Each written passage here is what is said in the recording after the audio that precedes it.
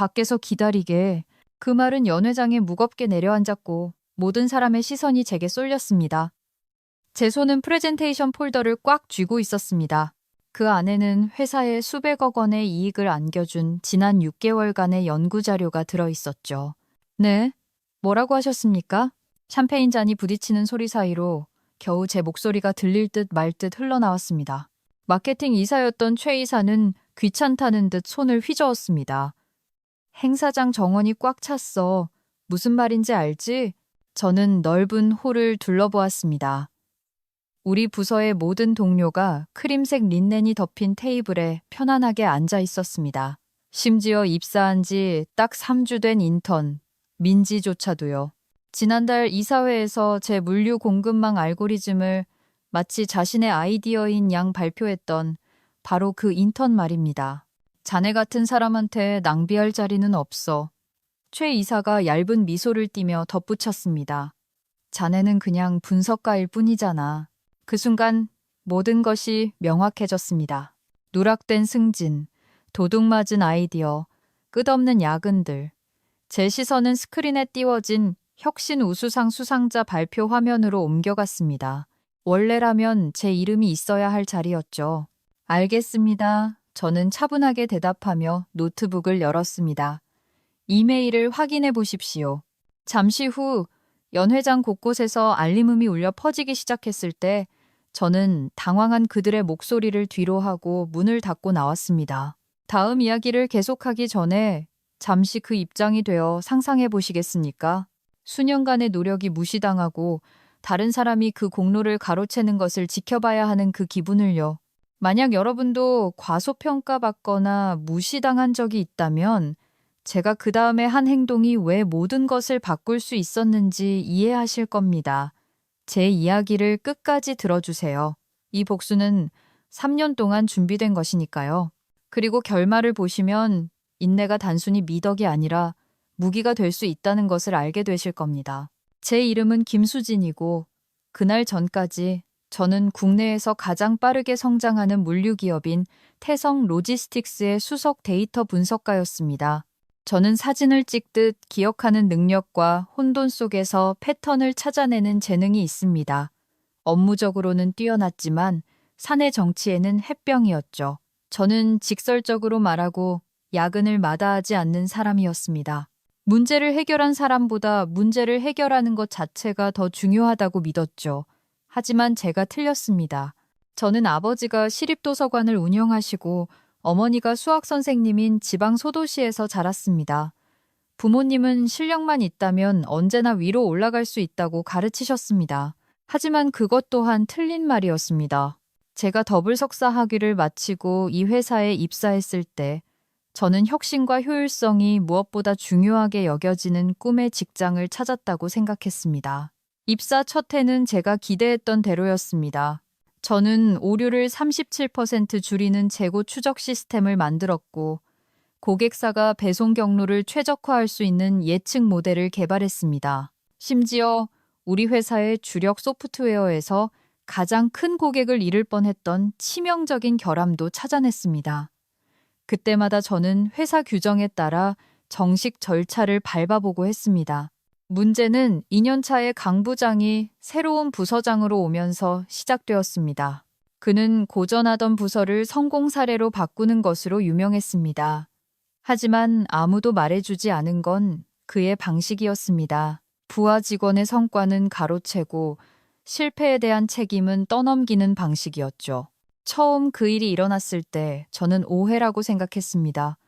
저는 기상 패턴과 항만 혼잡도를 기반으로 배송 지연을 예측하는 알고리즘을 개발했습니다.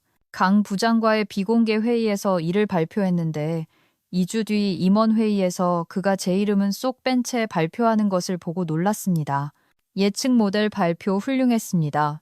나중에 저는 그가 실수로 제 이름을 빠뜨렸다고 생각하며 말했습니다.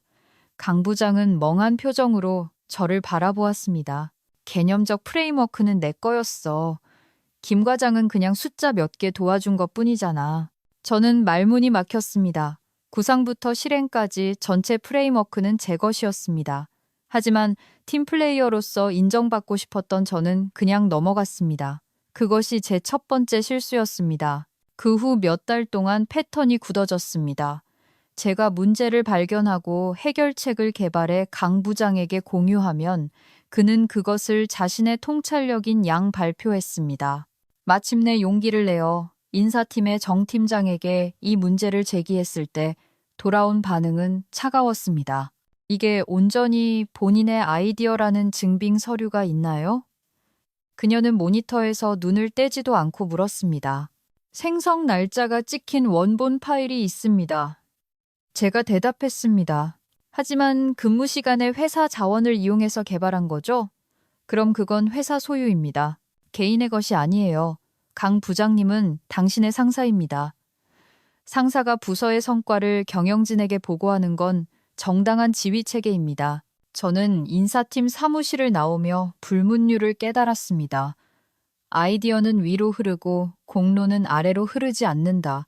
6개월 전에 그 사건만 아니었다면 저는 이 답답하지만 견딜 만한 상황을 계속 이어갔을지도 모릅니다. 대륙 횡단 배송 경로의 비효율성을 발견한 저는 주말마다 시간을 내어 포괄적인 솔루션을 개발했습니다. 물류 접근 방식 전체를 혁신할 새로운 프레임워크였죠. 고객사에게 돌아갈 비용 절감 효과는 엄청났습니다. 비용 27% 절감, 배송시간 42% 단축. 저는 분기 전략 회의를 앞두고 밤늦게까지 연습하며 상세한 프레젠테이션을 준비했습니다. 하지만 회의실에 도착했을 때 강 부장이 문 앞을 가로막았습니다. 오늘 경영진 일정이 빡빡해. 간소화해야겠어. 자료 이리 줘. 내가 핵심만 요약해서 내 발표에 포함할게. 저는 마지못해 폴더를 넘겨주었습니다. 3시간 동안 이어진 회의 내내 제 순서를 기다렸지만 강 부장은 중요한 혁신 내용은 모두 빠뜨린 채 2분 만에 대충 요약하고 넘어갔습니다. 그 계획은 재검토를 이유로 보류되었습니다. 2주 후 민지가 인턴으로 들어왔습니다. 명문대 출신의 대표이사의 조카였죠. 그녀는 제가 배제된 회의에 즉시 참여했습니다. 그리고 3주 후 그녀는 경영진에게 새로운 물류 프레임워크를 발표했습니다. 제 프레임워크의 겉모습만 살짝 바꾸고 이름만 새로 붙인 것이었죠. 그 프로젝트는 즉시 승인되었습니다. 민지는 정규직으로 전환되었고 부서에 떠오르는 샛별이 되었습니다. 제가 강 부장에게 항의했을 때 그의 답변은 잔인할 정도로 태연했습니다. 민지 씨의 접근 방식은 김 과장 버전에는 없던 경영진의 우선순위를 반영했어. 이게 비즈니스야. 누가 먼저 생각했느냐보다 결과가 중요한 거라고. 그날 밤 저는 3년 동안의 작업물에 둘러싸여 자취방에 앉아 있었습니다. 회사에 수백억을 벌어다 준 혁신들 말입니다. 제 연봉은 제자리였고 커리어는 정체된 반면 제 안에 무언가가 바뀌었습니다. 사람이 아닌 결과가 더 중요하다면 그 철학이 얼마나 비싼 대가를 치러야 하는지 똑똑히 보여주기로 결심했습니다. 저는 회사에서는 절대 언급하지 않고 회사 기기로는 접속하지 않으며 업무 시간에는 절대 건드리지 않는 새로운 프로젝트를 시작했습니다. 저는 도둑맞았던 원래의 물류 프레임워크를 강화하여 약점을 보완하고 그들이 훔쳐간 버전을 원시적으로 보이게 만들 솔루션을 추가했습니다. 하지만 이건 시작에 불과했습니다. 저는 제 작업물이 도용된 모든 사례를 기록하기 시작했습니다. 타임스탬프, 원본 파일, 그리고 패턴을 목격했지만 침묵했던 동료들의 증언까지 상세히 정리했습니다. 비슷한 사정으로 퇴사한 전 직원들과 커피 미팅을 잡으며 정보를 모으고 연대를 구축했습니다. 저만 당한 게 아니더군요. 제품 개발팀의 윤 팀장은 특허급 혁신 기술을 상사에게 빼앗긴 뒤 퇴사했고 고객관리팀의 박 대리는 최대 고객사를 유지할 전략을 부사장이 출처 없이 발표하자 사표를 냈습니다. 대화할수록 혁신적인 직원은 착취하고 사내 정치에 능한 자들만 보상하는 회사의 조직 문화가 드러났습니다. 더 중요한 건 이 대화들을 통해 유능하지만 저평가된 전문가 네트워크가 형성되었다는 점입니다. 인정받지 못해도 혁신을 멈추지 않았던 저와 같은 부류의 사람들이었죠. 시상식 3개월 전, 저는 파괴적 혁신을 일으키는 스타트업에 투자하기로 유명한 벤처 캐피털리스트 한 대표를 만났습니다. 저는 강화된 물류 프레임워크와 사업 계획서를 제시했습니다. 업계 전체를 뒤흔들 수 있겠군요. 자료를 검토한 한 대표가 말했습니다. 하지만 왜 안정적인 직장을 버리고 맨 땅에서 시작하려 합니까? 이쪽 경쟁은 살벌합니다. 맨 땅에서 시작하는 게 아니니까요. 저는 두 번째 프레젠테이션을 꺼내며 대답했습니다. 윤 팀장과 박 대리를 포함해 투자가 확정되면 합류하기로 약속한 업계 베테랑 7명의 프로필이었습니다. 한 대표의 표정이 바뀌었습니다. 이건 흥미롭군요. 그리고 당신의 전 직장은 더 이상 혁신이 나오지 않는다는 걸 깨달을 때까지 그들이 만들지도 않은 성과를 계속 가로채려 하겠죠. 2주 후 투자 확약을 받았습니다. 한 달 뒤에는 지주회사 명의로 사무실을 임대하고 예비 팀원들과 법적 계약을 마쳤습니다. 강화된 프레임워크에 대한 예비 특허를 확보했고 현 회사의 유연하지 못한 태도에 불만을 가진 고객들에게 접근했습니다. 신중한 네트워킹을 통해 거래처 변경을 고려 중인 5개의 주요 고객사를 파악했습니다. 저는 비밀리에 미팅을 주선해 솔루션을 제시했고 우리 회사의 론칭을 조건으로 가계약을 맺었습니다. 모든 준비는 끝났습니다. 적절한 타이밍만 남았죠. 분기 시상식은 완벽한 기회였습니다. 민지가 제 물류 프레임워크로 혁신 우수상을 받게 된다는 사실을 알게 된 후 저는 마지막 연극을 준비했습니다. 저와 동료 7명의 사직서, 고객사 이관 계약서, 그리고 우리의 새로운 벤처를 알리는 보도자료 초안을 작성했습니다. 그날 아침, 저는 과하지 않으면서도 자신감을 보여주는 짙은 네이비색 정장을 골라 입었습니다. 저는 발표할 기대 따윈 없었지만 마지막으로 제가 그 폴더를 들고 있는 모습을 그들에게 보여주고 싶어서 프레젠테이션 폴더를 꽉 쥐고 일찍 도착했습니다. 저는 연회장 입구에 서서 동료들이 들어와 지정석에 앉는 모습을 지켜보았습니다. 강 부장이 민지를 임원석 근처 상석으로 안내하는 모습이 보였습니다. 운영팀 직원을 늘 아랫사람 취급하던 최 이사가 좌석 배치를 확인하는 게 보였습니다. 저를 발견하자 그녀의 표정이 놀라움에서 짜증으로 바뀌었습니다. 그때 그녀가 그 말을 뱉었습니다. 밖에서 기다리게. 그녀의 무심한 잔인함과 민지의 비웃는 얼굴을 받아들이며 서 있는 동안 3년간 쌓인 무시와 모욕이 완벽한 명료함으로 결정화되었습니다.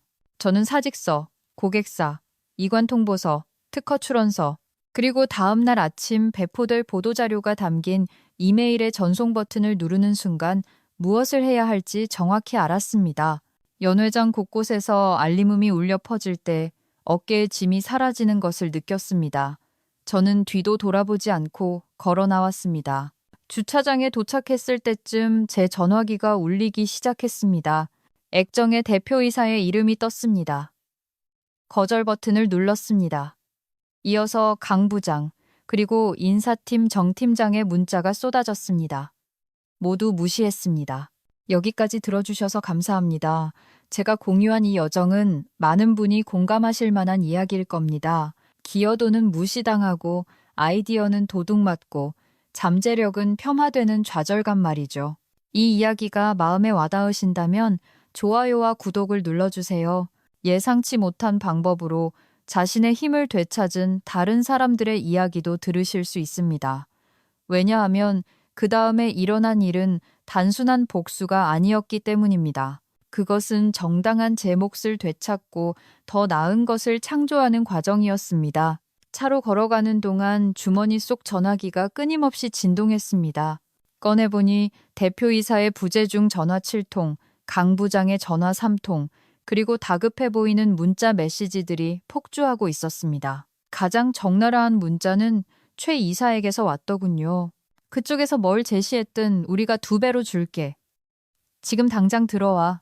그들이 드디어 제가 보낸 것을 읽었음을 알았습니다.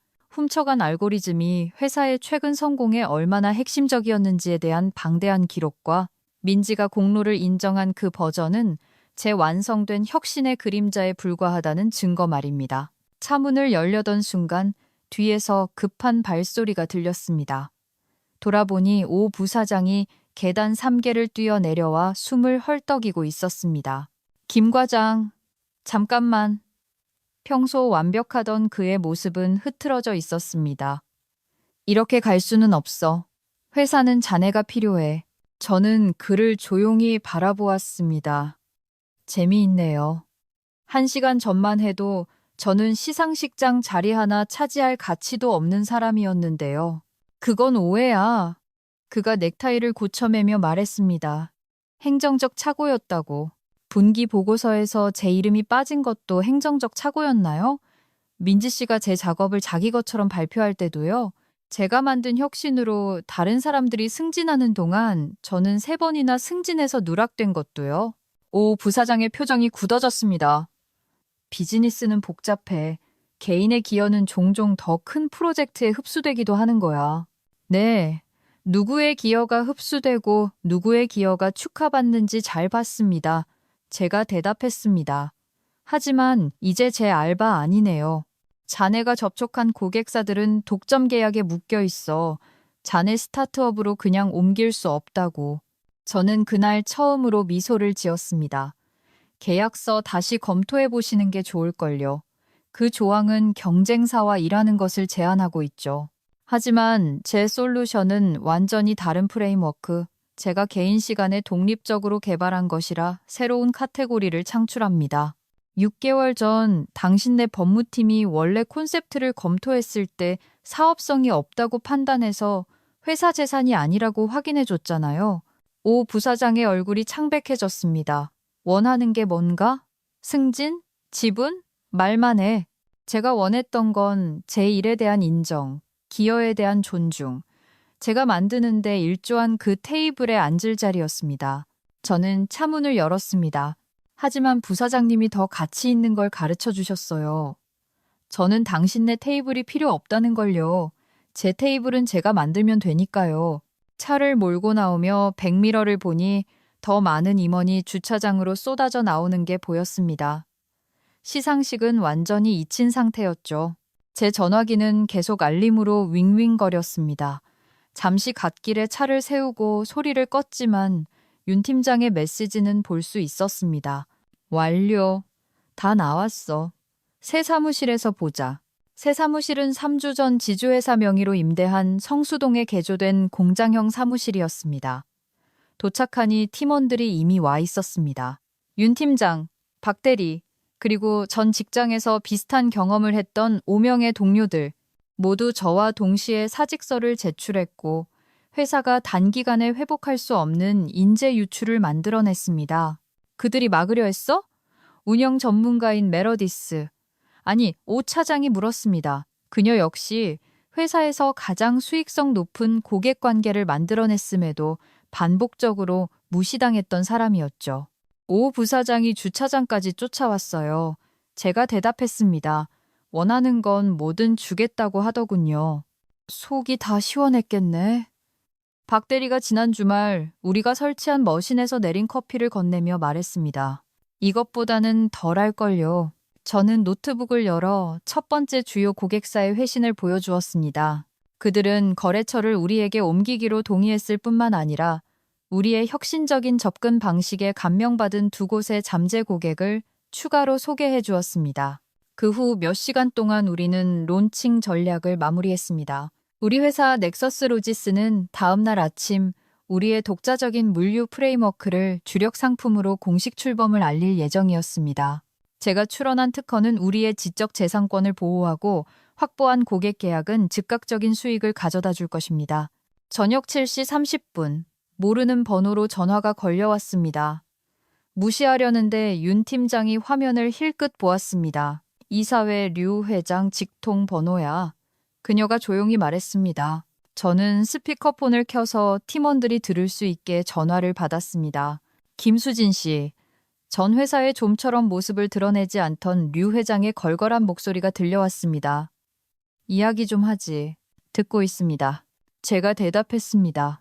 오후 내내 상황을 검토했네. 자네가 보낸 자료가 심각하더군. 개인적으로 만나서 해결책을 논의하고 싶은데 제안은 감사합니다만 회장님, 해결할 것은 없습니다. 제 결정은 확고합니다. 내가 말을 확실히 안 했나 보군. 그의 목소리가 딱딱해졌습니다. 우리 회사는 자네가 상상도 못할 자원을 가지고 있어. 이 사업을 강행한다면 우리 이익을 보호하기 위해 조치를 취할 수밖에 없네. 협박하시는 겁니까? 제가 차분하게 물었습니다. 결과를 알려주는 거야. 그가 대답했습니다. 기밀 유지 위반에 대한 법적 조치, 특허 소송, 자네 스타트업이 발도 못 붙이게 만들 수 있어. 저는 박 대리에게 신호를 보냈고 그는 통화 녹음을 시작했습니다. 류 회장님, 제가 한 모든 일은 합법적이고 문서화되어 있습니다. 제가 가져가는 혁신 기술은 제 개인 시간과 자원을 사용하여 만든 것입니다. 귀사의 법무팀도 회사 자산과는 별개라고 확인해 주었고요. 기밀 유지에 관해서라면 저는 어떠한 영업 비밀도 공개하지 않았습니다. 단지 고객들에게 제가 새로운 사업을 시작한다고 알리고 서비스를 제안했을 뿐입니다. 우리와 계약된 고객들이야. 그가 반박했습니다. 계약서상 성과 조항을 귀사가 반복적으로 충족시키지 못한 고객들이죠. 제가 설득할 필요도 없었습니다. 그들은 이미 다른 곳을 찾고 있었고 저는 더 나은 선택지를 제시했을 뿐입니다. 수화기 너머로 잠시 침묵이 흘렀습니다. 돌아오려면 뭘 원하나? 마침내 그가 물었습니다. 목소리가 현저히 부드러워져 있었습니다. 조건을 말해봐. 저는 팀원들을 둘러보았습니다. 저평가받고 무시당하고 착취당했던 재능 있는 전문가들, 저를 믿고 함께 뛰어든 사람들. 조건은 없습니다, 회장님. 이건 협상 전략이 아닙니다. 새로운 시작입니다. 전화를 끊은 후 우리는 발표 후 예상되는 언론 대응을 준비하며 몇 시간을 보냈습니다. 자정이 되어 피곤했지만 고양된 상태로 지난 주말 우리가 직접 조립한 회의 테이블에 모여 앉았습니다. 넥서스 로지스를 위하여 윤 팀장이 자판기 커피가 든 종이컵을 들어올리며 말했습니다. 그리고 가치 없는 곳에 머무르기를 거부하면 어떤 일이 가능한지 보여준 수진을 위하여 저 혼자 한 게 아니에요. 제가 강조했습니다. 여기 있는 모든 분이 가능하게 만든 겁니다. 우리 중 누구도 혼자서는 만들 수 없었던 걸 함께 만들고 있는 거예요. 그날 밤 저는 앞날의 불확실성에도 불구하고 몇 년 만에 가장 편안하게 잠들었습니다. 다음 날 아침 주식시장 개장과 동시에 오전 9시 정각에 우리의 보도자료가 배포되었습니다. 9시 15분. 경제 뉴스 사이트들은 물류 섹터의 파괴적인 신규 플레이어가 갑자기 등장했다고 보도했습니다. 9시 반에는 전 직장의 주가 하락 소식이 들려왔습니다. 10시. 우리는 전 대표이사가 긴급 기자회견을 하는 모습을 스크린으로 지켜보았습니다. 평소에 자신감은 온데간데 없었고 몇몇 직원의 퇴사가 운영에 영향을 미치지 않을 것이라며 투자자들을 안심시키느라 진땀을 흘렸습니다. 시장의 반응은 냉담했습니다. 그의 17분짜리 연설 동안 주가는 7% 더 떨어졌습니다. 그가 강 부장이 책임을 지고 물러날 것이라고 발표했을 때 저는 통쾌함보다는 그 회사가 여전히 독성 문화를 해결하기보다 개인을 희생양으로 삼는 패턴을 반복하고 있다는 확신만 들었습니다. 정오가 되자 잠재 고객, 투자자, 심지어 합류를 희망하는 전 동료들의 전화로 업무폰이 불티나게 울렸습니다. 업계가 주목했고 우리 일정은 금세 미팅으로 꽉 찼습니다. 전 회사가 이해하지 못한 것은 진정한 혁신은 직함이나 계급에서 나오는 것이 아니라는 점입니다. 아이디어를 내는 사람을 소중히 여기는 데서 나옵니다. 론칭 일주일 후 가장 큰 신규 고객과의 미팅을 준비하던 중 민지에게서 이메일이 왔습니다. 제목은 정말 몰랐습니다 였습니다. 내용은 짧았습니다. 프레임워크는 협업 결과물이고 과장님의 소소한 기여는 이미 보상받았다고 들었어요. 과장님의 공을 가로챌 의도는 없었습니다. 변명 같겠지만 죄송합니다. 답장을 쓰려다 멈췄습니다. 사과가 진심일 수도 있겠지만 바뀌는 건 없었습니다. 그녀는 문제의 원인이 아니라 증상일 뿐이었으니까요. 답장하는 대신 이메일을 닫고 고객 미팅 준비에 집중했습니다. 론칭 3개월 후 넥서스 로지스는 국내 굴지의 해운 회사 3곳을 포함해 27개 고객사와 계약을 맺었습니다. 우리의 혁신적인 물류 최적화 접근법은 고객사의 비용을 평균 31% 절감시켰습니다. 제 원래 예상을 뛰어넘는 성과였고 우리는 8명에서 23명으로 직원을 늘리며 실력과 인성을 겸비한 사람들을 신중하게 선발했습니다. 진정한 명예회복은 모든 것을 바꿔놓은 그 시상식으로부터 6개월 후에 찾아왔습니다. 전 회사는 전략적 구조조정을 발표했는데 업계 분석가들은 이를 경쟁력을 유지하기 위한 필사적인 발악으로 보았습니다. 론칭 이후 그들의 주가는 43% 폭락했고 금융 뉴스 사이트에는 인수설까지 돌았습니다. 분기 실적을 검토하고 있을 때 비서가 오 부사장이 저를 만나러 왔다고 알렸습니다. 약속 잡으셨나요? 제가 물었습니다. 아니요. 하지만 중요하다고 하셔서요. 그를 돌려보낼까 생각했지만 만나기로 했습니다. 그가 무엇을 원하든 들어볼 호기심은 있었으니까요. 오 부사장이 제 사무실에 들어왔을 때 변화는 놀라웠습니다. 자신만만하던 임원은 몇 주 동안 제대로 잠을 못 잔 듯한 사람으로 변해 있었습니다. 만나줘서 고맙네. 그는 제가 의자를 권할 때까지 서 있었습니다. 무슨 일이십니까, 부사장님? 그는 제 책상 위에 서류철을 올려놓았습니다. 정식 인수 제안서야. 이사회는 넥서스 로지스를 인수해서 자네 기술을 우리 프레임워크에 통합하고 싶어해. 저는 폴더를 열어 첫 페이지의 숫자를 훑어보고 다시 닫았습니다. 상당한 액수군요. 제가 인정했습니다. 자네가 만든 것의 가치를 반영한 거야. 그가 대답했습니다. 그리고 자네와 경쟁하는 비용도 포함됐고. 왜 부사장님이 직접 오셨죠? 투자팀은 어디 있고요? 오 부사장은 불편한 듯 몸을 움직였습니다. 이사회가 자네가 아는 사람이 가면 더 긍정적일 거라 생각했어. 비록 그 사람이 저에게 그 시상식 자리에 앉을 가치도 없다고 말했더라도요. 내가 그렇게 말한 적은 말할 필요 없었죠. 모든 결정, 오지 않은 모든 회의 초대장, 다른 사람이 하지도 않은 일로 공을 가져가게 놔둘 때마다 행동으로 보여주셨으니까요. 오 부사장은 자신의 손을 내려다보았습니다. 자네가 떠난 뒤로 회사가 변했어. 혁신 인정에 대한 새로운 정책을 시행했고 멘토링 프로그램을 만들었고 창의적인 사고에 보상하도록 연봉 체계도 개편했네. 누군가 진작 귀담아 들었다면 할 수 있었던 일들이지. 네, 그가 조용히 인정했습니다. 그래서 내가 온 거야. 인수 제안뿐만 아니라 최고 혁신 책임자 CIO로 돌아와 줄 수 있겠나? 이사회 직속으로. 저는 잠시 그를 관찰했습니다. 제안 뒤에 숨겨진 절박함이 보였습니다. 6개월 전이었다면 이런 인정이 제게 전부였을 겁니다. 하지만 지금은 공허하게 느껴졌습니다. 인수 제안은 우리 팀과 자문단이랑 검토해 보겠습니다. 제가 신중하게 말했습니다. 하지만 직원으로 돌아가는 일은 절대 없을 겁니다. 저는 이곳에서 서로의 기여를 존중하는 사람들과 함께 제가 믿는 것을 만들었습니다. 그건 타협할 수 없는 부분입니다. 오 부사장이 떠난 후 저는 사무실에 홀로 앉아 여기까지 온 여정을 되돌아보았습니다. 무시당했던 고통은 진정한 무언가를 창조하는 힘으로 변했습니다. 한때 저를 무시했던 동료들은 이제 동등한 위치에서 저를 대하거나 제 인정을 바라고 있었습니다. 하지만 진정한 승리는 그들의 인정이 아니었습니다. 제가 그토록 앉으려고 애썼던 그 테이블이 사실 앉을 가치조차 없었다는 것을 깨달은 것이었죠. 내 회사를 세움으로써 저는 제 자리뿐만 아니라 모든 사람의 기여가 가치 있게 여겨지는 곳을 만들었습니다. 제가 계획했던 복수는 예상을 뛰어넘어 성공했습니다. 하지만 가장 달콤한 열매는 전 직장이 무너지는 것을 보는 게 아니었습니다. 제 새 회사가 번창하는 것을 보는 것이었죠.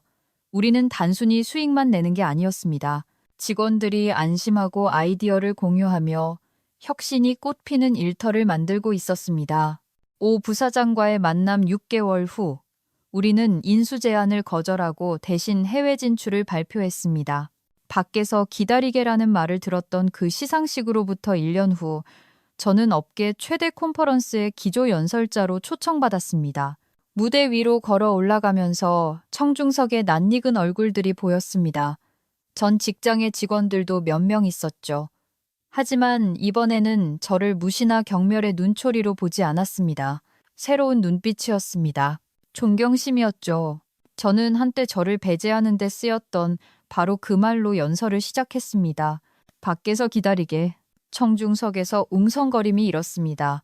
그 말이 제 인생을 바꿨습니다. 제가 계속했습니다.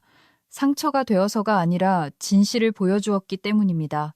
제가 결코 저를 있는 그대로 인정해주지 않을 사람들로부터 인정을 기다리고 있었다는 진실 말입니다. 제 가치를 제 기준이 아닌 그들의 기준으로 측정하고 있었다는 것을요. 제가 무시받던 분석가에서 업계의 혁신가로 거듭난 여정을 이야기하자 장내는 조용해졌습니다.